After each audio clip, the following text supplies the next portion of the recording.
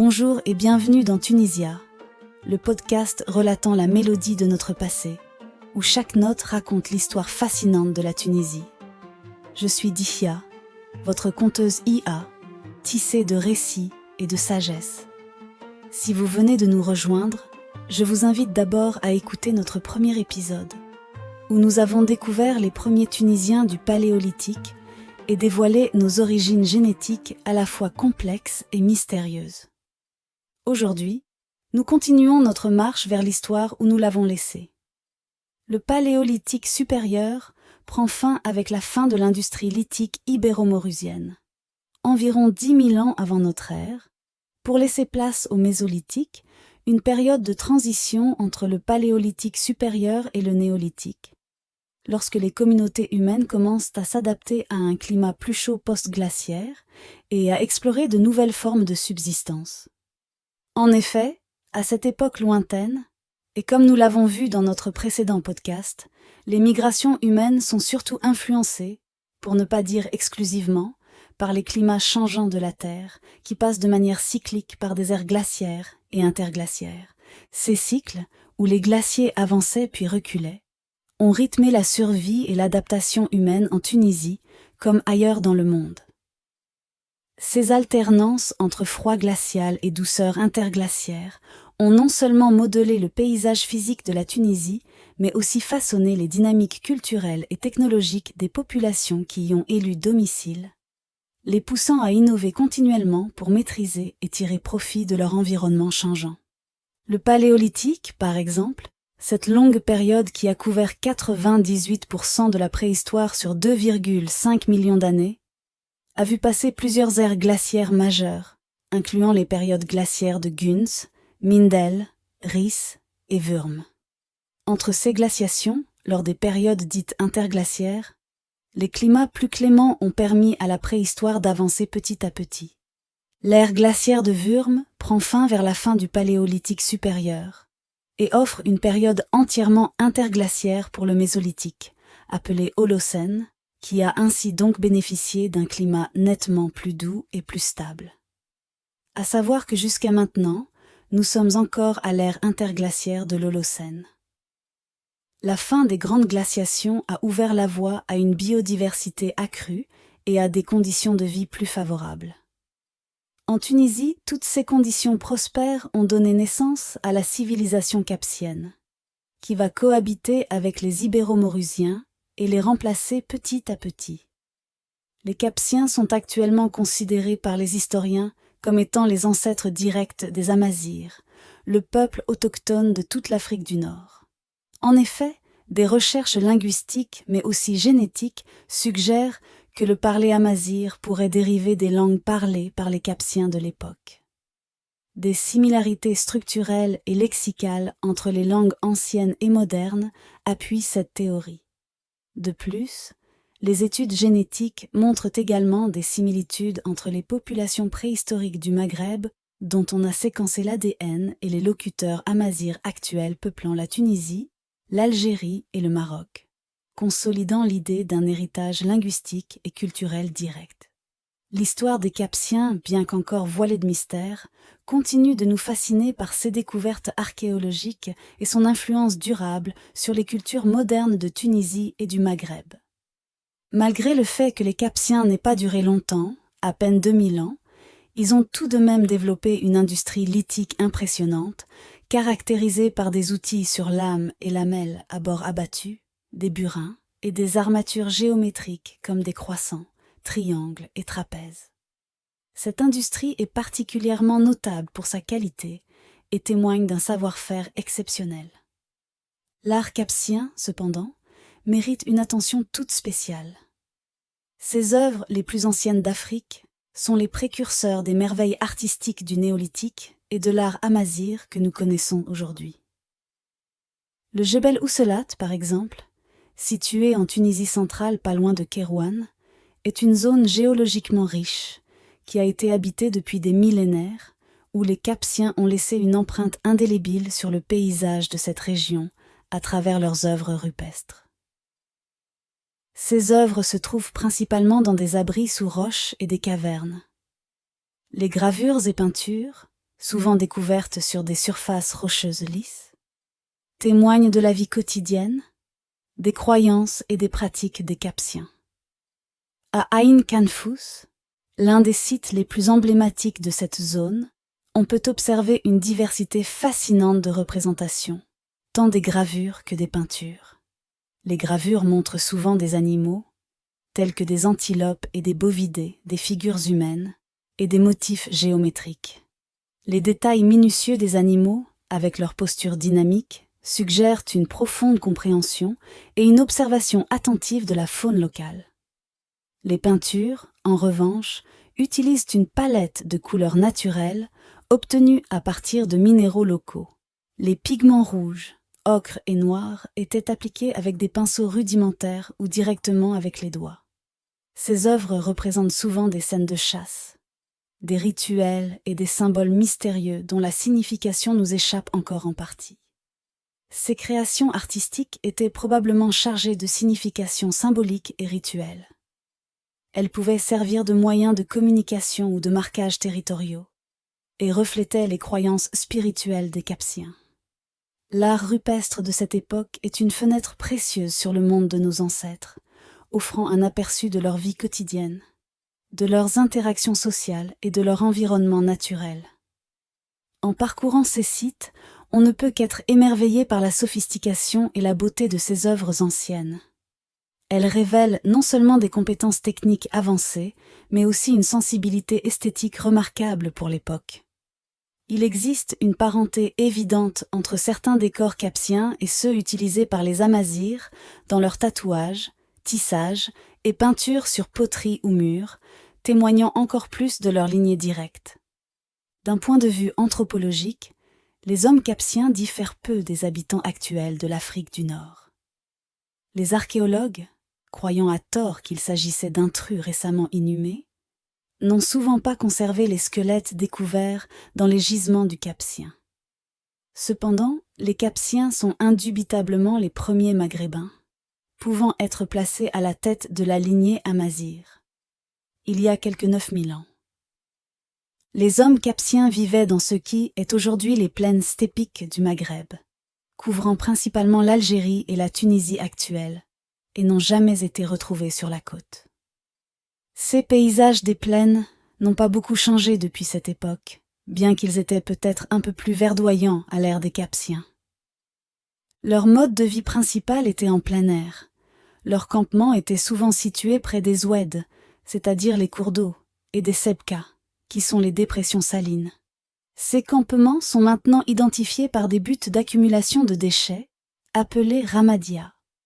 Ces amas, de forme souvent ellipsoïdale, contiennent des cendres de foyer, des charbons, des pierres, des ossements d'animaux, des outils en pierre ou en os, des objets de parure et de très nombreuses coquilles d'escargots que les Capsiens semblaient particulièrement apprécier, donnant le nom également d'escargotière à ces ramadia.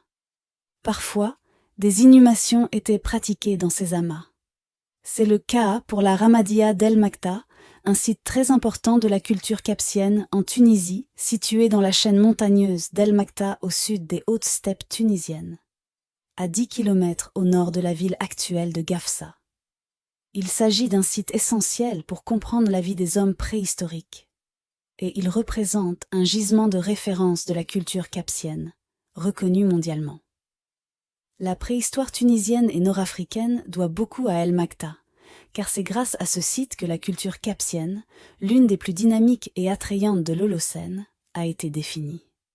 Les vestiges d'El Makta'a offrent un aperçu exceptionnel de la vie quotidienne des dernières communautés de chasseurs-cueilleurs en Tunisie, durant l'Holocène inférieur et moyen. Le potentiel archéologique d'El Makta est immense et bien conservé, ce qui le rend crucial pour étudier l'évolution économique et sociale des populations capsiennes en Afrique du Nord. Les créations artistiques trouvées sur place, comme les figurines, les pétroglyphes et les fragments d'œufs d'autruche gravés, nous donnent un aperçu de leur vision du monde et de leurs croyances, il y a environ 10 000 ans. Ce paysage géoculturel unique montre comment les Capsiens interagissaient avec leur environnement physique. La stratigraphie du site, c'est-à-dire la façon dont les différentes couches de sol et de vestiges sont disposées, offre un témoignage précieux sur le développement progressif et la transformation des sociétés capsiennes à l'Holocène. Pour revenir à nos gisements capsiens, qu'ils soient sur des collines ou des versants, il est intéressant de noter qu'ils n'ont révélé aucune structure d'habitation visible. Il est certain maintenant, selon les archéologues, historiens et anthropologues, que les Capsiens ne construisaient pas de cabanes en grosses pierres. Des huttes ou des paravents en branchage ou roseaux entrelacés, colmatés par de l'argile, servaient aux Capsiens pour leur campement et n'ont vraisemblablement pas pu être conservés pour être étudiés à nos jours. Leur alimentation, quant à elle, était incroyablement variée et comprenait une grande diversité d'espèces. Ils chassaient des ruminants comme le mouflon et la gazelle d'Orca, mais aussi des carnivores tels que le lion, le chacal et la hyène tachetée. Leur menu incluait également diverses espèces de rongeurs, d'oiseaux et de reptiles. Un fait intéressant. Les os de l'antilope bubale sont très présents dans les sites capsiens. Il est possible que les hommes du Capsien aient domestiqué cette espèce, car ils préféraient chasser les jeunes animaux de manière systématique et délibérée. Bien que les premières fouilles n'aient pas découvert de vestiges végétaux, qui sont d'ailleurs très difficilement retrouvés au profit des ossements qui perdurent avec le temps, des recherches plus récentes montrent que les plantes jouaient un rôle crucial dans leur alimentation et la fabrication d'outils domestiques. L'archéologue David Lubell estime que la chasse ne fournissait qu'une petite partie des besoins alimentaires des Capsiens, complétés par d'importantes ressources végétales. Cela suggère une alimentation équilibrée, combinant protéines animales et végétales, ce qui témoigne de leur adaptation ingénieuse à leur environnement. Vers la fin de l'époque capsienne, nous voyons émerger des changements dans les techniques de production d'outils et les modes de subsistance. Les outils deviennent plus petits et plus spécialisés, adaptés à des tâches spécifiques comme la chasse, la préparation des aliments et le travail des matières végétales. Nous observons également les premières formes de poterie, indiquant une transition vers des techniques de stockage et de transformation des aliments. Les céramiques retrouvées dans des sites comme Gafsa et El Kef montrent des motifs décoratifs et des formes utilitaires variées, utilisées pour la cuisson, le stockage et la consommation des aliments. Ces poteries révèlent un raffinement croissant dans les techniques artisanales. Les Capsiens montrent aussi lors de la transition vers le néolithique une adaptation accrue aux changements environnementaux. Ils gèrent plus systématiquement les ressources naturelles, notamment les plantes, ce qui préfigure l'agriculture. Leurs campements deviennent plus permanents, avec des signes de construction rudimentaires et de zones de stockage. Les premières structures étaient probablement faites de roseaux et de branchages, mais avec le temps, elles évoluent vers des habitations en pierre, offrant une meilleure protection contre les intempéries et les prédateurs. Ces constructions marquent une étape cruciale dans la sédentarisation et le développement des villages. La transition vers le néolithique en Tunisie est aussi fortement influencée par des échanges avec des cultures extérieures, notamment les populations néolithiques du Levant, apportant de nouvelles idées et technologies comme l'agriculture et la domestication des animaux. Les échanges culturels sont attestés par la présence d'outils et d'objets en pierre de style levantin retrouvés dans plusieurs sites néolithiques tunisiens. Des innovations telles que la culture des céréales et l'élevage se diffusent progressivement, modifiant les modes de vie locaux. Les populations commencent à cultiver des céréales comme le blé et l'orge, et à élever des animaux tels que les moutons, les chèvres et les bovins. Les restes botaniques retrouvés dans des sites comme Oued Mella indiquent l'importance croissante des plantes cultivées dans l'alimentation. Des sites archéologiques en Tunisie, comme ceux du Cap Bon, de Kef El Agab et de Ergla, montrent des superpositions des vestiges capsiens et néolithiques, illustrant un continuum de développement culturel. Les habitats deviennent plus permanents avec des structures plus sophistiquées. Ces habitations sont souvent regroupées en petits villages, situés sur des terrains élevés pour éviter les inondations, marquant une organisation sociale plus complexe. Des sites comme Takraouna et Doukanet El Koutifa montrent des traces de telles installations, avec des plans de maisons rectangulaires et des espaces communs. Ces transformations techniques et économiques entraînent des changements sociaux significatifs, comme l'émergence de sociétés plus hiérarchisées et complexes, ainsi que l'apparition de nouveaux rituels et de pratiques symboliques liées à la sédentarisation et à l'agriculture. La présence de sépultures élaborées et de lieux de culte suggère une organisation sociale plus structurée et une évolution des croyances religieuses. Les rituels funéraires sont parmi les aspects les plus révélateurs des pratiques religieuses néolithiques. Les sépultures deviennent plus sophistiquées, et des sites comme Kef El Agab et Ergla offrent des indices précieux. Les tombes individuelles et collectives montrent des pratiques d'inhumation spécifiques. Les tombes sont de forme arrondie, très étroite. Le défunt est inhumé en décubitus latéral fléchi, c'est-à-dire en position fétale. Les défunts sont accompagnés de biens funéraires tels que des poteries, des outils en pierre et des objets de parure. Ces objets étaient probablement destinés à accompagner les défunts dans l'au-delà, témoignant de croyances en une vie après la mort. Plusieurs sites attestent également de l'utilisation d'ocre rouge, qui pourrait avoir une fonction symbolique, par sa couleur rappelant la couleur du sang, symbolisant la vie et sa continuation dans l'au-delà, mais également une fonction esthétique.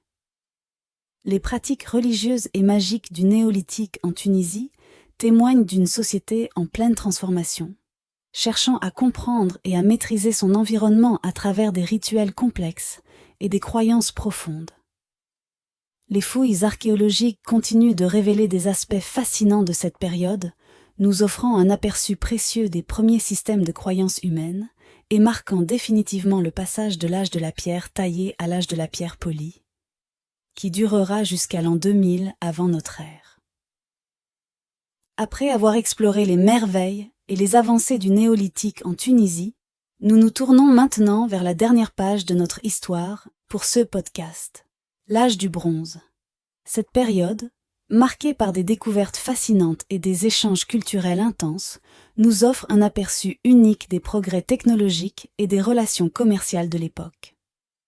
L'âge de bronze en Tunisie, daté entre 2000 ans et 800 ans avant notre ère, se distingue par une rareté des objets en cuivre et en bronze. En dépit de la richesse en gisements de cuivre de l'Afrique du Nord, qui est nécessaire à la fabrication du bronze qui est en réalité un alliage de cuivre et d'étain, moins d'une trentaine d'armes et d'instruments métalliques ont été retrouvés, comprenant des haches, des hallebardes et des pointes de lance. Ces objets sont souvent découverts hors de contexte stratigraphique précis, rendant leur datation exacte plus complexe. Les gravures rupestres, bien qu'indirectes, enrichissent également notre compréhension de cette période. En Tunisie, les sites archéologiques tels que Oudna, Utik, Douga, Maktar et El Kef ont fourni des indices mais restent moins prolifiques en découvertes métalliques, ce qui pourrait être dû à une exploration archéologique moins intensive, à la récupération et à la refonte des métaux, ou encore à une négligence historique dans l'étude de ces artefacts. Cette période historique est par contre particulièrement marquée par les relations commerciales et culturelles avec l'Europe, attestées par divers indices archéologiques. Les échanges commerciaux se faisaient principalement par voie maritime, car les capacités de navigation se sont considérablement développées durant cette période. La navigation, bien que déjà pratiquée avant l'âge de bronze, a vu des avancées significatives à cette époque avec la construction de navires plus robustes, capables de traverser de plus longues distances et permettant les échanges. Par exemple, les céramiques découvertes en Tunisie présentent des similitudes avec celles trouvées en Europe, indiquant des échanges culturels et technologiques.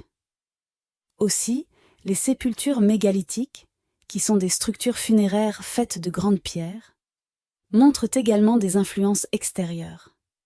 En Tunisie, on les retrouve principalement dans le nord du pays. Les plus importantes sont celles du Djebel Gora, située près de la petite ville de Tibar. Dans la région de Maktar se trouvent plusieurs sites mégalithiques, dont ceux du site archéologique de Maktar, d'Elès, d'El-Ksour, de Kessra des environs de Darbel Ouer à Amphida, ainsi que des sites archéologiques de Boula Regia et d'Ouga. Les dolmens de Mzora au Maroc et les mégalithes de Bougon en France sont des exemples de structures mégalithiques comparables à celles retrouvées en Tunisie, témoignant d'un échange culturel.